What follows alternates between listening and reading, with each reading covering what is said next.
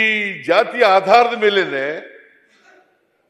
ಶ್ರೇಷ್ಠತೆ ಕಳಪೆ ತೀರ್ಮಾನ ಆಯ್ತಿತ್ತು. ಅದಕ್ಕೆ ಬಸವಾದಿ ಶರಣರು ಇವೆಲ್ಲ ಈ ನಂಬಿಕೆಗಳಿದಾವಲ್ಲ ಇವೆಲ್ಲ ಸರಿ ಇಲ್ಲ. ಅದಕ್ಕೆ ಕುವೆಂಪು ಏನ್ ಹೇಳ್ತಾರೆ ಗೊತ್ತಾ? ಏನ್ ಹೇಳಿದ್ರು ಹೇಳಿ? ಕುವೆಂಪು ಹುಟ್ಟುವಾಗ ಪ್ರತಿಯೊಬ್ಬರು ಕೂಡ ವಿಶ್ವಮಾನವರಾಗಿ ಹುಟ್ಟುತ್ತಾರೆ. ಪ್ರತಿಯೊಬ್ಬರು ಮಗು ಕೂಡ ಹುಟ್ಟುವಾಗ ವಿಶ್ವಮಾನವರಾಗಿ ಹುಟ್ಟುತ್ತವೆ. ಬೆಳೀತಾ ಬೆಳೀತಾ ಬೆಳೀತಾ ನಮ್ಮ ಜಾತಿ ವ್ಯವಸ್ಥೆಯ ಪರಿಣಾಮವಾಗಿ ಅಲ್ಪಮಾನವರಾಗ್ಬಿಡ್ತಾರೆ. ಅದಕ್ಕಿಂತ ಕನಕದಾಸರು ಕುವೆಂಪು ಅವರು ಹೇಳಿದ್ದು. ಕನಕದಾಸರು ಹೇಳೋರು ಅದಕ್ಕೆ ಬಸವಣ್ಣವ್ರು ಏನ್ ಹೇಳಿದ್ರು ಗೊತ್ತಾ? ಇವನಾರವ ಎಂದು ಎನಿಸದಿರಯ್ಯ, ಇವ ನಮ್ಮವ ಎಂದು ಎನಿಸಯ್ಯ, ನಿನ್ನ ಮನೆಯ ಮಗನೆಂದು ಎನಿಸಯ್ಯ. ಕೂಡಲ ನಿನಗೆ ಕನಕದಾಸರು ಏನ್ ಹೇಳಿದ್ರು ಗೊತ್ತಾ? ಕುಲವೆಂದು ಒಡೆದಾಡದಿರಿ, ಕುಲದ ನೆಲೆಯವರು ಬಲ್ಲಿರ. ಅದು ನಿಮ್ಗೆ ಹೇಳಿದ್ ಸರ್, ಅದು ನಿಮ್ಗೆ ಹೇಳಿದ್ರು ಅಹಿಂದ ಎಲ್ಲ ಮಾಡ್ತಾ ಇದ್ದೀರಲ್ಲ, ಅದು ನಿಮ್ಗೆ ಹೇಳಿದ್ದವ್ರು ಮಾಡಬೇಡಿ ಅಂತ.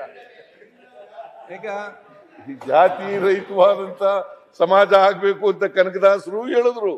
ಎಲ್ಲ ದಾರ್ಶನಿಕರು ಹೇಳಿರೋದು, ಎಲ್ಲ ಧರ್ಮಾಧಿಕಾರಿಗಳು ಹೇಳಿರೋದು. ಯಾರು ಹೇಳಿದ್ದಾರೆ ನೋಡೋಣ? ಯಾರು ಹೇಳಿದ್ದಾರೆ ಅಂತಂದ್ರೆ ಪಟ್ಟಭದ್ರ ಹಿತಾಸಕ್ತರು ಮಾತ್ರ ಹೇಳಿರೋದು. ಯಾರು ಪಟ್ಟಭದ್ರ ಹಿತಾಸಕ್ತರು ಇದರಿಂದ ಜಾತಿ ವ್ಯವಸ್ಥೆಯಿಂದ ಲಾಭ ಪಡ್ಕೋಬೇಕು ಅಂತ ಇದ್ದಾರಲ್ಲ, ಅವ್ರು ಮಾತ್ರ ಜಾತಿ ಬಗ್ಗೆ ಧರ್ಮದ ಬಗ್ಗೆ ಅದನ್ನ ಪ್ರತಿಪಾದನೆ ಮಾಡ್ತಕ್ಕಂಥವ್ರು ಅವ್ರು ಮಾತ್ರ. ಅದರಿಂದ ಮಾನ್ಯ ಅಧ್ಯಕ್ಷರೇ, ಈ ಅನುಭವ ಮಂಟಪ ಇದೆಯಲ್ಲ, ನಾವು ಇದನ್ನ ಇವತ್ತಿನ ಪ್ರಜಾಪ್ರಭುತ್ವ ವ್ಯವಸ್ಥೆ ಇವತ್ತೇನು ನಾವು ನೋಡ್ತಾ ಇದ್ದೀವಿ, by the people, of the people, for the people ಅಂತ ನಾವೇನ್ ಕರಿತೀವಿ,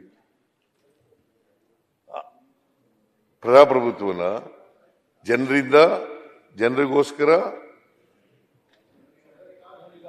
ಜನರಿಗಾಗಿ, ಜನರಿಂದ ಜನರಿಗೋಸ್ಕರ ಜನರಿಗಾಗಿ ಈ ಪ್ರಜಾಪ್ರಭುತ್ವ ನಾವು ಒಪ್ಕೊಂಡಿದ್ದೀವಿ.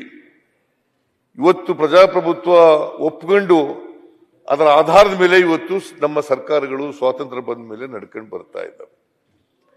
ಈ ಪ್ರಜಾಪ್ರಭುತ್ವದ ವ್ಯವಸ್ಥೆ ಬಸವಾದಿ ಶರಣರ ಕಾಲದಲ್ಲೇ ಇತ್ತು. ಅದನ್ನೇ ಇವತ್ತು ನಾವು ಅನುಭವ ಮಂಟಪ ಅಂತ ಹೇಳೋದು.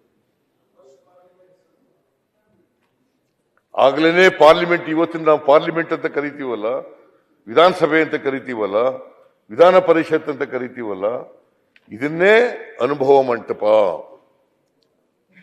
ಮಂಟಪ. ಅದರ ಅಧ್ಯಕ್ಷರಾಗಿದ್ದವ್ರು ಯಾರು? ಈಗ ನಿಮ್ ಸ್ಥಾನ ಇದೆಯಲ್ಲ, ಕೂತ್ಕೊಂಡಿದ್ದೀರಲ್ಲ,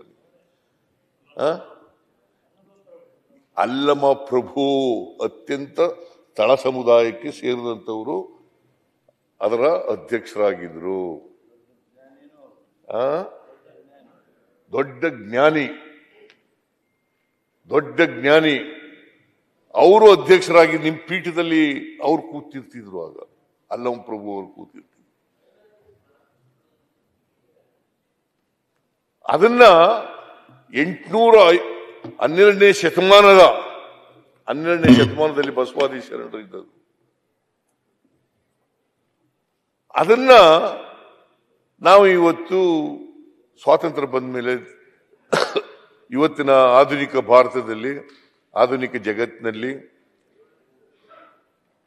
ನಾವು ಪ್ರಜಾಪ್ರಭುತ್ವದ ರೀತಿಯಲ್ಲಿ ಯತ್ನಾಳು ಪಾಪ ಅವರು ಈಗ ತೆಗೆದ್ರೆ ಅನ್ಸಿಕೆ ಚಲೋ ಆಗತ್ತೆ ಅವ್ರಿಗೆ. ಅದರಿಂದ ಮಾನ್ಯ ಅಧ್ಯಕ್ಷರೇ, ಈ ಅನುಭವ ಮಂಟಪ ಅಂತಕ್ಕಂಥದ್ದು ಇದೆಯಲ್ಲ, ಅವತ್ತಿನ ಪಾರ್ಲಿಮೆಂಟ್